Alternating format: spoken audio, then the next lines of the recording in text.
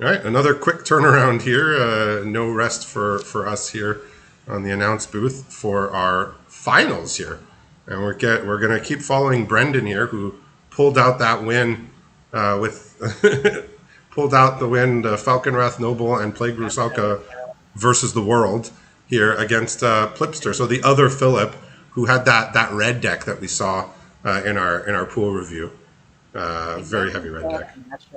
we've got a matchup for Brandon, which should be much more in his deck's comfort zone, right? Like green black grind that makes a lot of tokens that incidentally gains a lot of life off of death triggers versus mono red should in theory or most Ooh. should in theory be a good spot to be. But the thing is, Philip's deck rather might just be too good. Like I when see we an imagine island though. I see an island, which is a good sign. for who. It means there's a mall drifter there somewhere.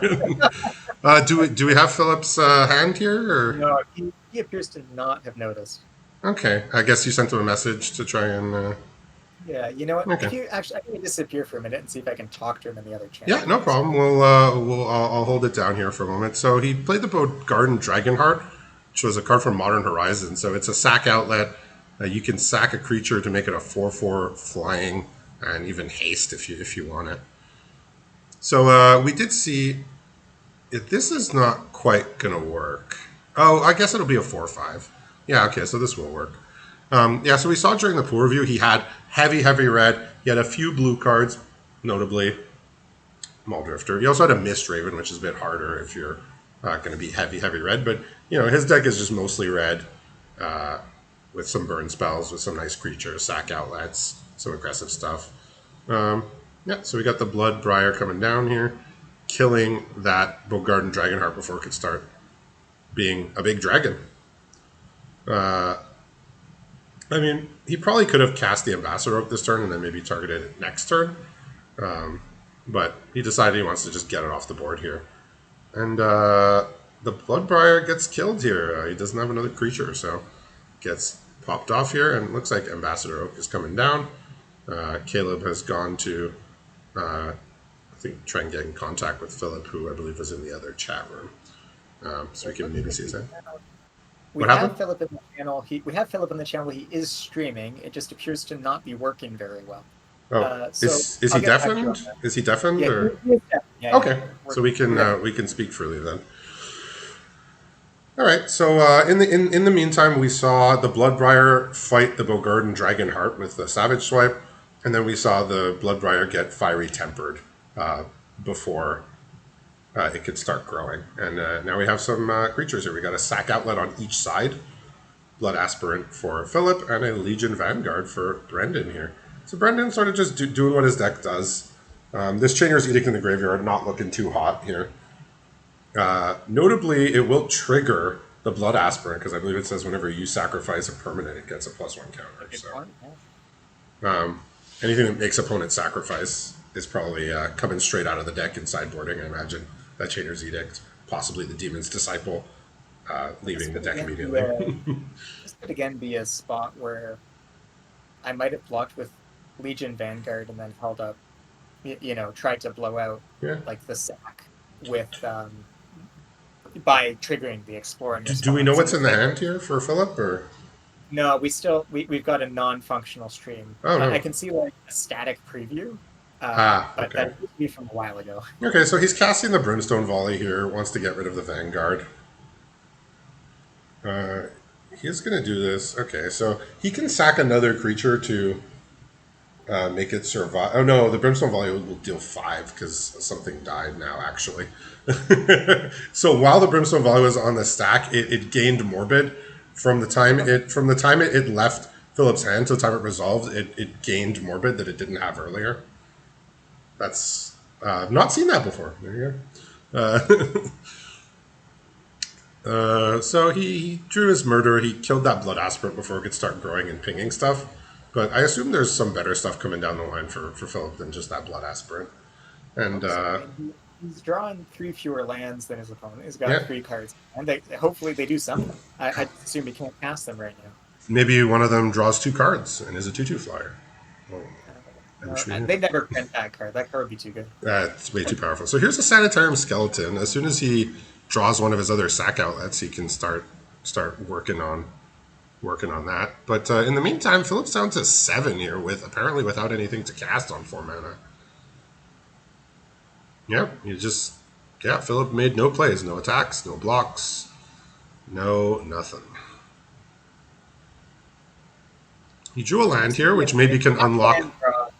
The top land draw is just hilariously brutal. Yeah, maybe he is playing. I think he had at least a couple double blue cards, Mistraven and something else. So maybe there's one of those in hand that's getting unlocked here. Okay, that makes sense. As a removal to be holding. Yeah, Unholy Heat, that's fine. All right, so now he can start growing. He did draw a sack outlet, which we did say, the skeleton requires. Yeah, you're going to see, I guess, some regret here for throwing off that Unholy Heat and then immediately being met by the Defiant Salvagers, which gets answered really nicely by Unholy Heat. But now he's up to 5 mana. Let's see what he does here. If he has the Muldrifter, I imagine that would be the play. Goat Nap! Goat Nap? Does he have a sack outlet? Where's the sack outlet? Sack outlet. It can sack itself. It can sack itself, can't it? Yeah. There you go. Most of these creatures, and that was from Kaladesh block, which is like somewhat recent, I would say, as far as I think it marks the new era of design. They usually don't allow those type of creatures to sack themselves nowadays. They just knew that one day there'd be a format where Goat Nap would be a card that needed the help. Yeah, and my theory of him potentially holding Mistraven as one of the cards in his hand was proven true. I love myself a Mistraven. Those three, then, we think they were Unholy Heat, Goat Nap, Mistraven. That's a complete answer, Scott. Yeah, could be. Yeah, I theorize, you have 4 mana. I mean, it's not a million mana, but you have... Okay, so he had a land, and was that like a... The card he discarded, I think it was like a Viashino that gives stuff haste or something. Yeah, Viashino Lash Claw. Tap, discard a card, give all your creatures haste. Oh, that's like a Madness card? Yeah, it was part of the Madness deck from MH2, I guess it was.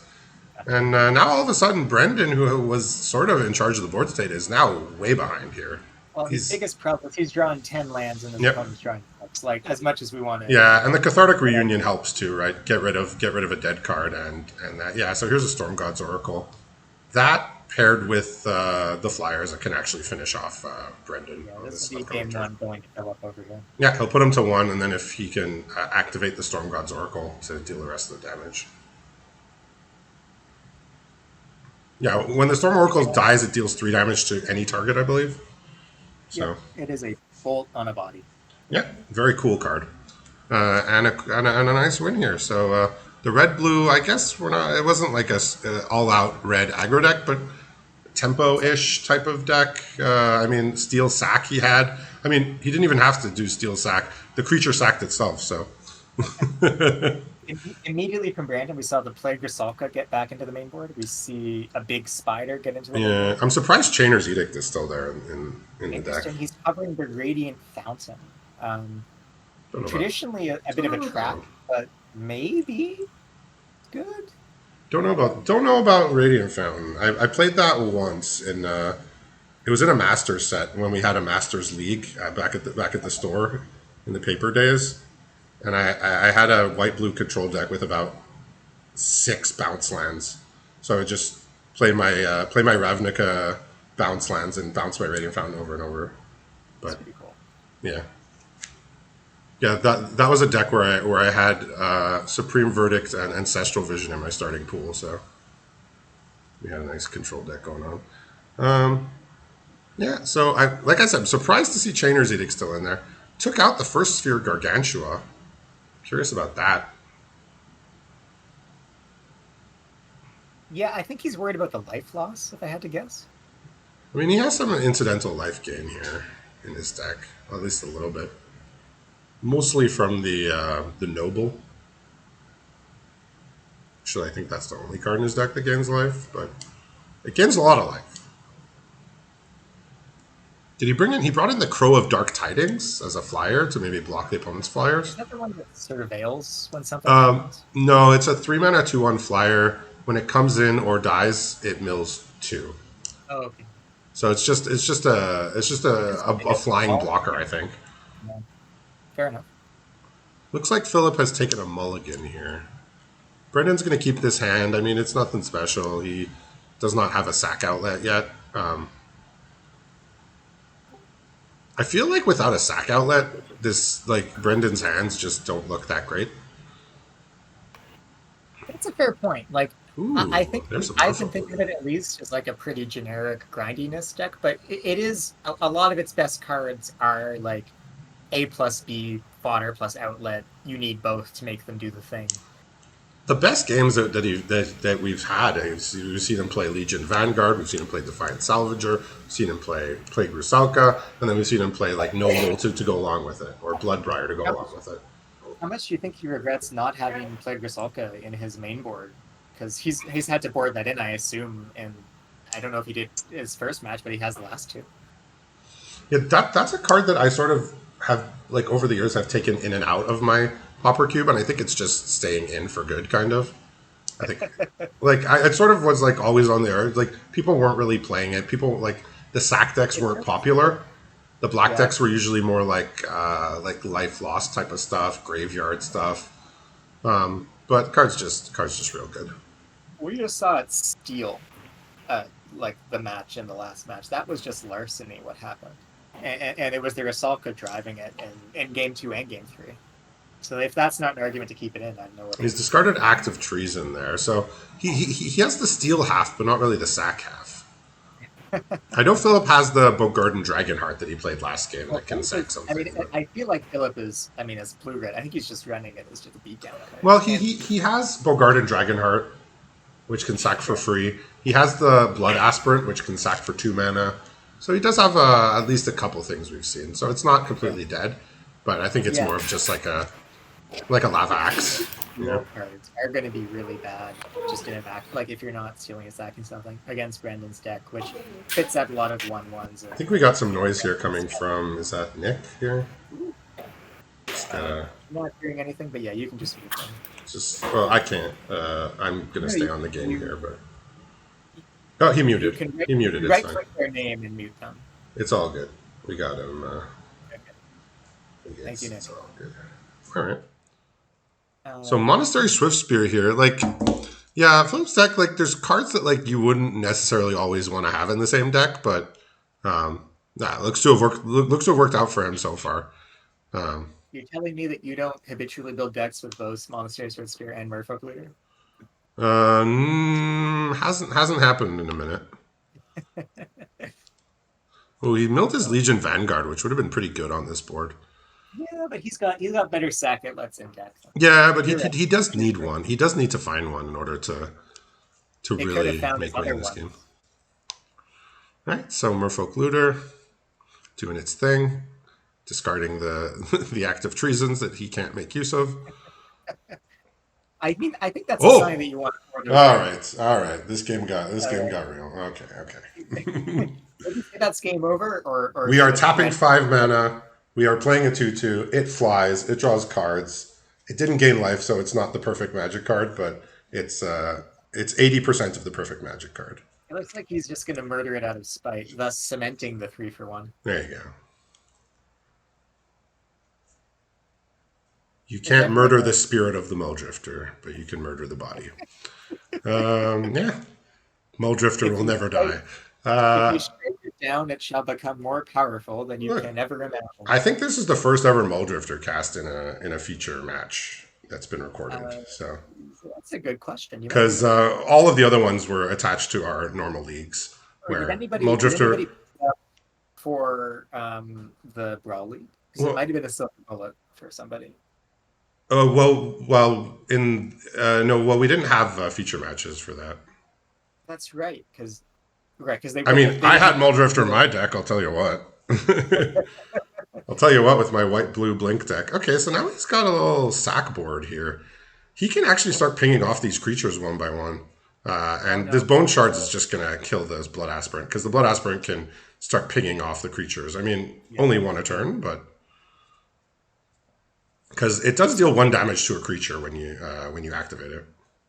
Yeah, like as is often the case, blood aspirant about to do something useful, but then didn't. So it looks like a board stall, but we see Philip with more cards in hand. thanks to the Mole Drifter, and more card selection thanks to the Looter. And Murphy Looter, if he never plays, and he might never play another land this entire game, Look, there's right? a Like, reason we don't get Merfolk Looter at common anymore. We get yeah, 3 mana looters, we get 2 mana looters that cost mana. I think the closest we got was like a Facet Reader, 2 mana 1/2, and it cost 1 to tap it and use it. Like that's what we get. it really has been a while since we've seen the full unbridled strength of a Merfolk Looter Ooh, deck. look at that. 2 mana 6/5. That's gonna, I mean, that just sort of gets stonewalled by the skeleton getting thrown under the bus every turn. But yeah, Yeah, that's a nice one. So he really did go for a red blue, more spells, I think, at the end of the day, perhaps. yeah. The Spells skeleton can only focused. handle so much, right? Like it can Ooh, only look play. at this. Madness. Oh my lord! Get back instant or sorcery. Yeah, Revolutionist. So not a card that I thought was going to make his deck when I saw his pile, but turns out in a more red blue spells focused deck, yeah, Revolutionist works really well with Looter. I guess that's a part of the advantage of drafting a deck like he did, where you can be a mono red deck if you want to board into that, but you don't have to be.